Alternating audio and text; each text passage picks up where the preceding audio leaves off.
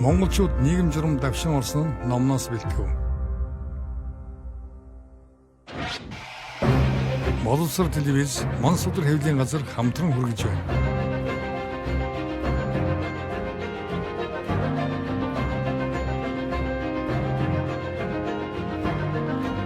Хоёрдугаар зуун бол Монголын түүхэнд олон томоохон үйл явдал өрнөсөн зуун. Энэхүү нэвтрүүлэг нь 1924-өөс 1959 он хүртэлх монголчууд социализмын хэмээн нэрлэгдэж суурин иргэншил амьдралд хүч төрөн орж ирсэн нүүдэлчин ард түмэн ховсон өөрчлөгдөх эхлэл тавигдсан чухал үеийн нийгмийн байдлыг өгүүлэх болно.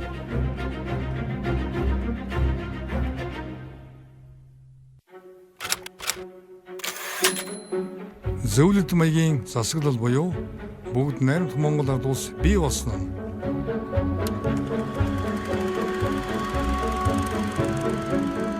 Монголын асуудал Сталины анхааралд өртөж эхэлсэн үе бол 1932 оны үе юм.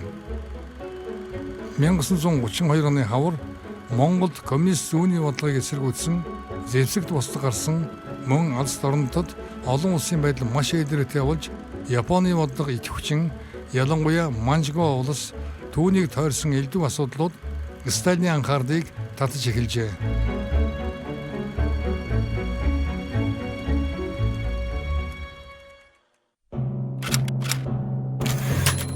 Сталин Монголын удирдагч нарын уулзалтууд.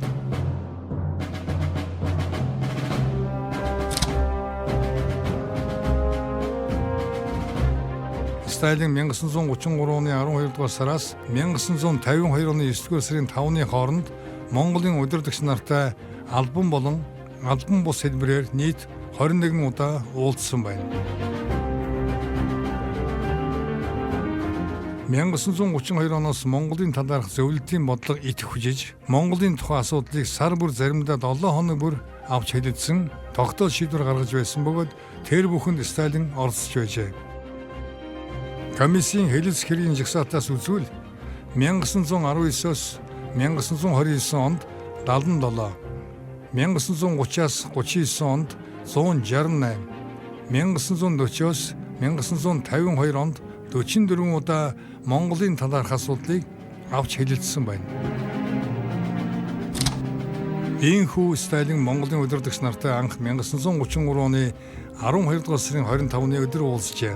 Тус уулзалтанд Сталин, Ворошилов, бүгд найрамд Монгол ард улсын сайдны зөвлөлийн орлогч бөгөөд сангийн яамны сайд Довчин, Монгол ардын хүс намын төв хорооны нарийн бичгийн дарга Элдв Очир, бүгд найрамд Монгол ард улсаас зөвлөлт холбоод улс суугаа элчин төлөөлөгч Самбуу нар байсан юм. Ерөнхий сайд Гендэн Сталин тандан Монголын төлөөлөгчдийг Москвад хүлээн авсан талархал илэрхийлсэн загтлыг 1934 оны 1-р сарын 16-нд илгээжээ. Уг загтлыг Сталин хүлээн аваад бүгд найрамд Монгол ард улсын ерөнхий сайд Гендэнгийн нэрээр 1934 оны 3-р сарын 7-нд хариу загтал ирүүлжээ. Уг хариу загталд танай бүгд найрамд улс явандаа зөв замд орж өөрийн дотоод амьдралд их зүйл бүтээж, өөрийн олон улсын хүчийг бэхжүүлж, өөрийн тусгай тогтнолыг баттгаж байгаа явдалд туйлын баяртай байна гэд хэд хэдэн зөвлөмж өгчээ. Мөн миний бие, Ворошилов, Молотов бид бүгдэд бэлэг илгээсэн явдалд танд талархъя. Бидний өчүүхэн бэлэг болох зөвлөлт холбоод улсад үйлдвэрлэсэн 10 ба 20 сумтай шинэ автомат винтовыг хүлээн авах уу хэмээн хариу бэлэг илгээжээ.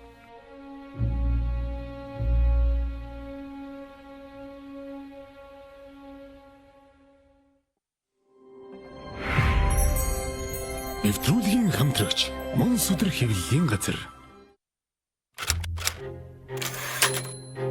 Гендэн Сталин нарын уулзалт. Сталины Монголын удирдагч нартай уулзсан 2 дахь удаагийн уулзалт бол 1934 оны 11-р сарын 15-нд бүгд найрамд Монгол ард улсын ерөнхий сайд Гендэнтэй уулзсан уулзалт байлаа. Уулзалтын эхэнд Гендэн лам нарын тухай асуудлыг тавьснаас үүдэж Сталин лам нарын талаар маш дэлгэрэнгүй асууж танай улсын дотор улс байх болжээ. Нэг засгийн газар нь Гендэнгийн засгийн газар, нөгөө нь лам нарынх. Гэхдээ лам нарын засгийн газар нь хүчтэй байна. лам нартай айжмаар тойруу замаар тэмцэх хэрэгтэй. Ирээдүйд Бурхны номыг монгол хэлээр уншдаг болох талаар зөвлөд лам нар эмчилгээ хийдэг учраас энэ ажлаас тэднийг холдуулахын тулд өөрийн их эмч, бага эмч, мөн малын эмч нарыг сайн бэлтгэх хэрэгтэй. Хүн амын соёлын төвшин дээшлүүлэхийн төлөө шаргуу тэмцэх, хүчтэй айрамтай байх хэрэгтэй гэсэн байна.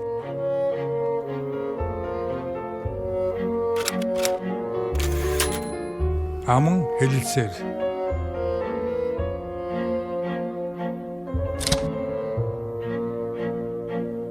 1934 оны 11-р сарын 27-нд Сталин гендийн тэргүүтээ Монголын төлөөлөгчдөд дахин уулзсан байна. Энэ уулзалтын гол сэдв нь хоёр улсын хооронд харилцан туслах тухай гэрээ байгуулах явдал байв. Зөвлөлтийн талаас 5 жилийн турш жил бүр 6 сая төгрөгийг армийн зардалд бусадгүй тусламж болгон өгөх зэрэг асуудлыг ярьжээ.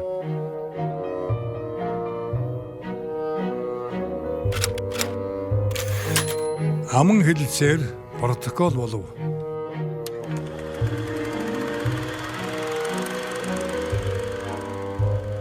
Зөвлөлт Монголын хооронд харилцан туслалцах протокол байгуулсантай холбогдуулан Хятадын засгийн газраас зөвлөлт холбоот улсын засгийн газарт гадаад Монгол бол бүгд найрамдах Хятад улсын салшгүй хэсэг мөн учраа гадаадын ямар ч улс түүнтэй ямар нэгэн хэлцээр байгуулж үйл болно гэсэн эсэргүүцэл илэрхийлжээ.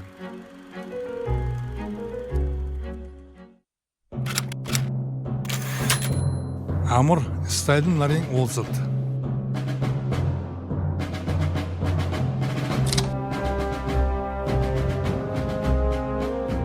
(1936 оны 12-р сарын 23-нд зөвлөлт холбоот улсын удирдлагуудтай бүгд найрамд Монгол Ард улсын ерөнхий сайд Амар тэргүүтээ төлөөлөгчид уулзжээ.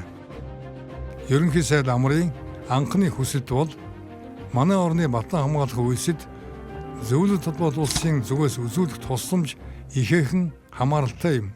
Бид өнгөрсөн оныхоос илүү их тусламж хүсэх гэсэн юм гэжээ.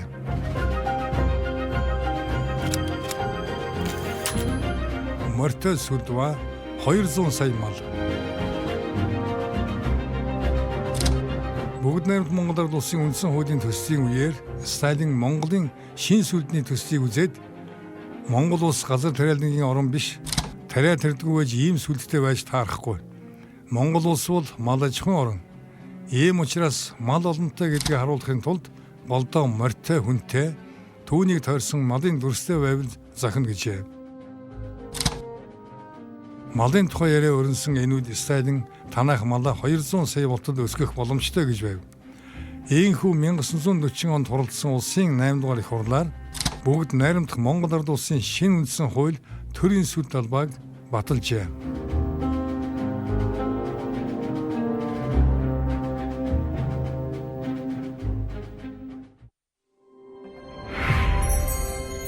Нэвтрүүлгийн хамтрагч Монс өдөр хэвлэлийн газар. 1945 оны Сталин, Черчилль, Рузвельт нарын ялалтын уулзалт.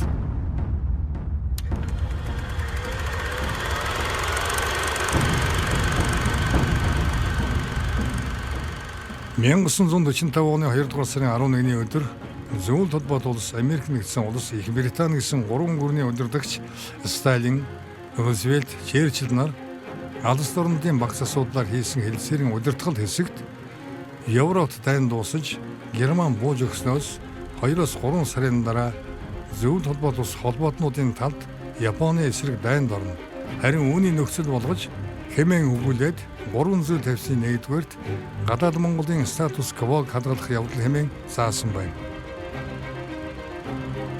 3 гүрний тэргүүн нар Монголын статус квог одоогийн байгаагаар хадгалахаар тохиролцсон нь манай улсын тусгаар тогтносон байдал олон улсад хүлээн зөвшөөрөгдөх үндэс болсон юм.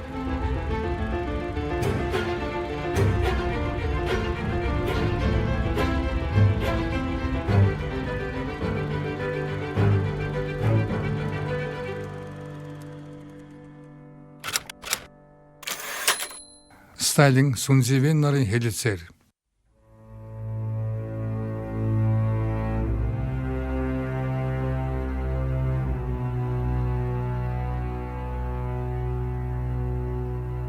Яалтын хэлтсээрийн шийдвэрийн дагуу 1945 оны 6 сарын 30-нд Хятадын ерөнхий сайд Сүн Зэвийн тэргүүтээ засгийн газрын төлөөлөгчид Москвад албан ёсны ажилдаар хүрэлцэн иржээ.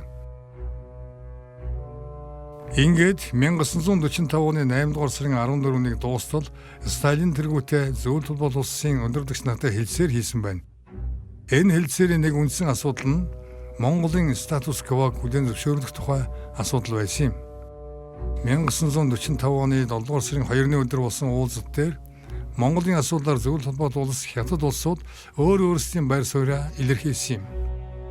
Сүн Зэвийн гадаад Монголын тухай асуудлыг одоо цаг үед шийдвэрлэж чадахгүй. Энэ асуудлыг нээлттэй үлдээх хэрэгтэй. Ер нь энэ асуудлыг одоо үед авч хэлцэх бодлого байна хэмээсэн бол Сталин гадаад Монгол бол газар зүйн өвөрмөс байршилд оршдог бөгөөд энэ байрлалаас Япончууд алс орнууд дахь зөвлөлт холбоот улсын байр суурийг эвдэж чадах юм. Япончууд дайны өмнө халахын голын дүүрэгт нэвтрэн орохыг завдаж байсан. Хэрв зөвлөлт холбоот улс гадаад Монголын нутаг дэвсгэрийг хамгаалах хууль ёсны эрхгүй байсан бол алс орнууд тэр чигээрээ зөвлөлт холбоот улсын хувьд алдагдах аюулд орох байсан гэсэн юм. Сталин ийхүү Монголын тусгаар тогтнолын төлөө тууштай зогсож байсан бол тусгаар тогтнол олгосон тухайга дайны дараа зарлах саналыг Хятадууд тавьжээ. Энэ санал дээр Сталины хувьд буулт хийсэн юм. Дараагийн дугаард Монголын статус кво, Монголын хил хязгаарын асуудлын талаар үзүүлэх болно.